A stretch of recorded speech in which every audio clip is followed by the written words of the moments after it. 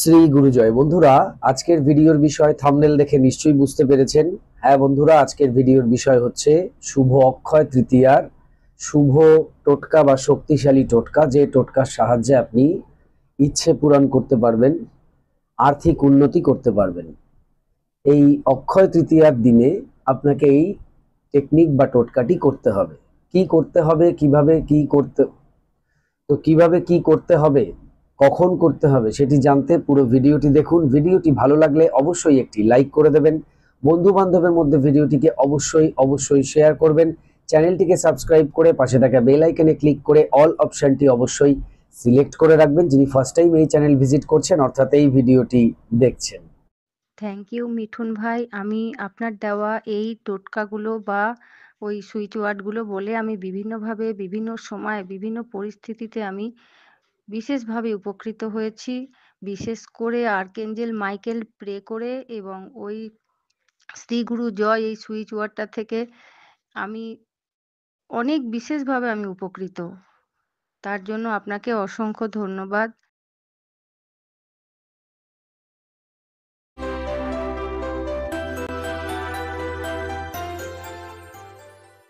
নমস্কার দর্শক বন্ধুরা, আপনাদের সকলকে আরো একবার রেইকি বার্তায় স্বাগত জানাচ্ছি। আমি আপনাদের বন্ধু শ্রী মিঠুন রয়, রেইকি গ্র্যান্ড মাস্টার। আপনারা নিশ্চয়ই ভালো আছেন, আমিও খুব ভালো আছি। বন্ধুরা, যেমন বলছিলাম, শুভ অক্ষয় তৃতীয়ার শুভ টোটকা বা শক্তিশালী টোটকা, যে টোটকার সাহায্যে আপনারা আপনাদের মনের যে কোনো শুভ ইচ্ছে পূর্ণ করতে পারেন, আর্থিক উন্নতিও করতে পারেন। অক্ষয় তৃতীয়া কবে এবং টাইম পিরিয়ডটা কি সেটা আমি আগে বলবো, তারপর কি করবেন ওই দিন সেই বিষয়েও বলবো। এগুলো বলার আগে যেটি বলতে হবে সেটি হচ্ছে, শুভ অক্ষয় তৃতীয়ার অনেক অনেক শুভেচ্ছা ও অভিনন্দন জানাই আমার এবং আমার পরিবারের পক্ষ থেকে। এই দিনটি আপনারা খুব সুন্দরভাবে কাটান, খুবই সুন্দর একটি দিন এবং এই দিনের এনার্জি অনেক হাই থাকে। আমি অনেক ভিডিওতেই আপনাদের বলেছি যে দিনের একটা মাহাত্ম্য থাকে, সময়ের একটা মাহাত্ম্য থাকে। সেই হিসেবে আমরা যখন কোনো টোটকা বা টেকনিক বা কোনো এই ধরনের বিষয় করি, ম্যানিফেস্টেশন টেকনিক, তো সেইটা আমাদের জন্য অনেক বেশি কার্যকরী হয়। 16ই বৈশাখ 1432, ইংরেজি 30শে এপ্রিল 2025, বুধবার। তৃতীয়া থাকছে সন্ধ্যা 6টা 12 পর্যন্ত। তৃতীয়া, অক্ষয় তৃতীয়া থাকছে 6টা 12 পর্যন্ত, অর্থাৎ বুধবার অক্ষয় তৃতীয়া থাকছে সন্ধ্যা 6টা 12 অবধি বা পর্যন্ত। এর আগে, এই 6টা 12-র আগে আপনি এখানে আমি যা কিছু করতে বলবো সেগুলো করে রাখবেন বা করে ফেলবেন 6টা 12-র আগে। এদিন কি করবেন?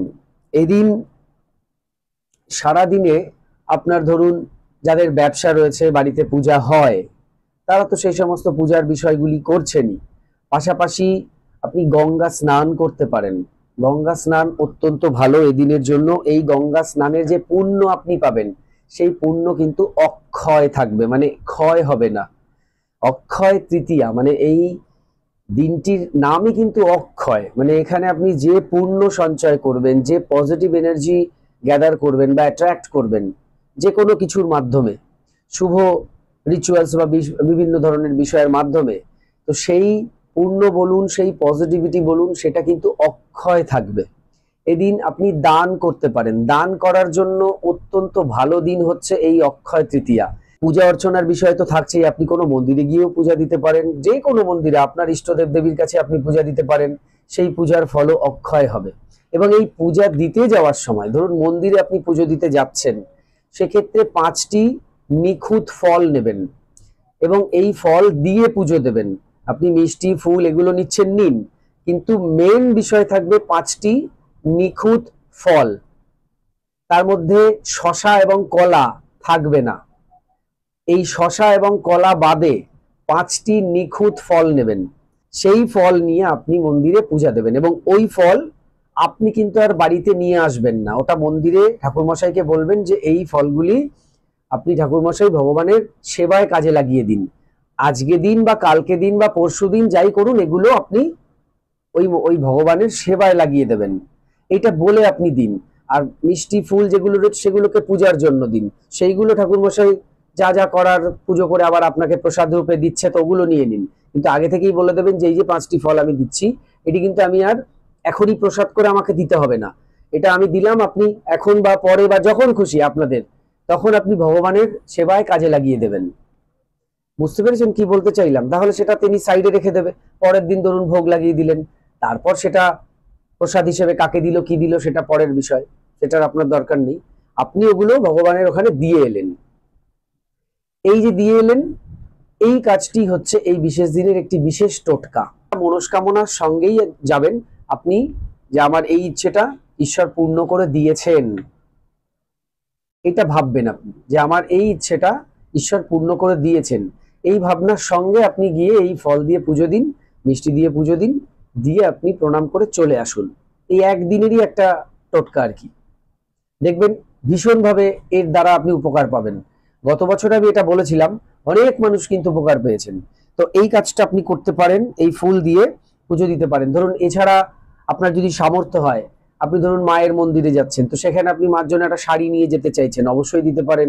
কি আপনি আহ কোনো মায়ের মন্দিরে যাচ্ছেন, সেখানে একটা মায়ের মাথার একটা চুনরি বা ওড়না যেগুলো চড়ানো হয় আর কি, দেওয়া হয়, সেগুলো দিতে পারেন আপনার সামর্থ্য অনুযায়ী। এই টোটকা বা টেকনিকের অংশ এটা নয়, আমি এটা এর বাইরে গিয়ে বলছি। আপনার যদি সামর্থ্য হয় আপনি এদিন দিতেই পারেন।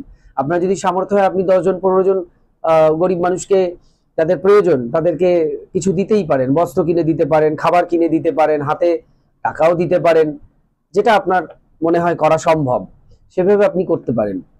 এছাড়া আর একটি বিষয় বলি, যারা ধরুন জমি বাড়ি কিনতে পারছেন না, ভাড়া রয়েছেন অনেক দিন ধরে, নিজেরা চেষ্টা করেও জমিও কিনতে পারছেন না, বাড়িও কিনতে পারছেন না, তাদের জন্য এই দিন, এই অক্ষয় তৃতীয়ার দিন আপনারা যদি দেখেন যে আপনাদের এলাকায় কোথাও বা কোনোভাবে আপনি খবর পেলেন যে আপনার এলাকার বাইরে কোথাও মন্দির তৈরি হচ্ছে বা মসজিদ তৈরি হচ্ছে বা গির্জা তৈরি হচ্ছে বা গুরুদ্বারা তৈরি হচ্ছে বা এই জাতীয় কিছু তৈরি হচ্ছে, সেইখানে আপনি গিয়ে আপনার সামর্থ্য অনুযায়ী কিছু দান করে আসতে পারেন।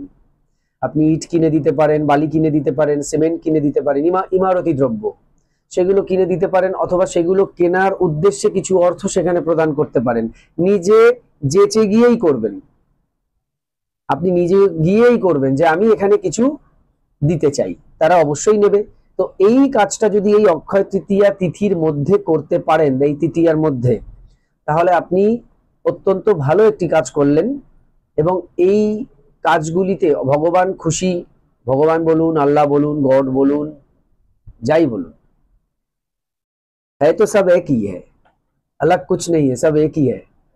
তো সেই ঈশ্বর আপনার প্রতি প্রসন্ন হবেন এবং আপনার জন্য তিনি অবশ্যই কিছু ব্যবস্থা করবেনই, যে ব্যবস্থা আপনার ওই ল্যান্ড বলুন, বাড়ি বলুন, সেগুলি ঈশ্বর আপনাকে অবশ্যই করে দেবে। এছাড়া আপনি যে কোনো মানুষকে যা কিছু, মানে আপনি গরিব মানুষকে দিতে পারেন, যা যা আপনার সামর্থ্য সেগুলো দিতে পারেন, এতে আপনার আর্থিক অবস্থা ভালো হবে, সারা বছর দেখবেন আপনার আর্থিক উন্নতি হবে। বুঝতে পেরেছেন? এই দিনটি হচ্ছে অত্যন্ত শুভ একটি দিন, যেদিন এই দান করার জন্য অত্যন্ত ভালো। এই দিন যদি আপনার সামনে কোনো হিজড়া যদি পড়ে, তো তারা না চাইলেও আপনি তাকে নিজে যেচে কিছু দেবেন, খুব ভালো, এবং তাদের আশীর্বাদ নেবেন। এবং যখন তারা আশীর্বাদ করছে মনে মনে হলেও বলবেন যে আবার এসো, আবার এসো, বা আবার দেখা হবে, এই বিষয়টা মনের মধ্যে বলবেন।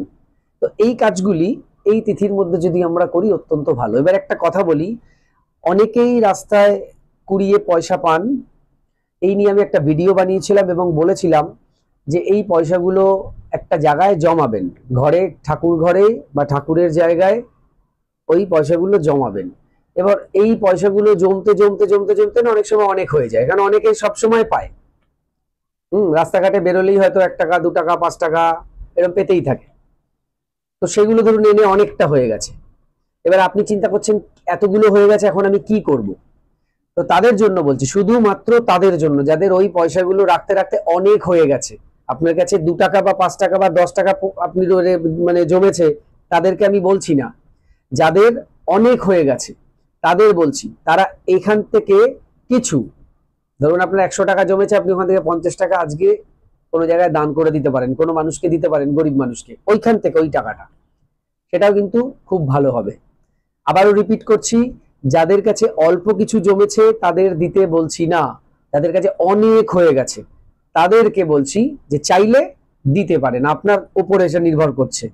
দিতেই হবে এটা আমি বলছি না, আপনি আপনার পার্স থেকেই দিন না, কোনো অসুবিধা নেই, ওই টাকা থেকেই দিতে হবে এমন কোনো কথা নেই, কিন্তু যদি মনে করেন দিতে পারেন। তো এই হচ্ছে পুরো বিষয়। এদিন আপনি যাই করবেন না কেন, এই শুভ কাজ এগুলোর যে মানে পুণ্য বলুন, পজিটিভিটি বলুন, এগুলো অক্ষয় এবং অনন্ত পুণ্য লাভ হবে, লেখাই আছে। অক্ষয় এবং অনন্ত পুণ্য লাভ হবে।